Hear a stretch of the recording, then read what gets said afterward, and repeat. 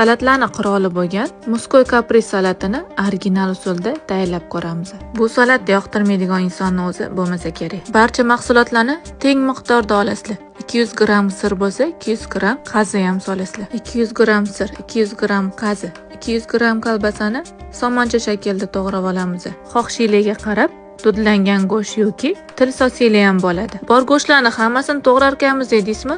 Xuddi shunaqa. Xolodilnikingizda nima go'sht bo'lsa, hammasini to'g'rab yuravering. Muskoy kapris salatimizga indeyka o'zgacha ta'm beradi. 200 gram somoncha shaklda to'g'rab qo'shib yuboramiz.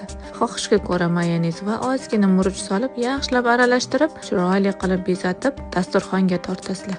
Siz muskoy kapris salatini qanaqa tarzda tayyorlaysiz? Kommentariyaga yozib qoldiring. Salatlarga o'zgacha ko'rib berib turadigan bezaklarimiz yana bir oson usuli. Albatta sinab ko'ring. Retsept yoqqan bo'lsa, like bosib, kanalni yo'qotib qo'ymaslik uchun obuna bo'lib qo'yish ham esdan chiqmasin.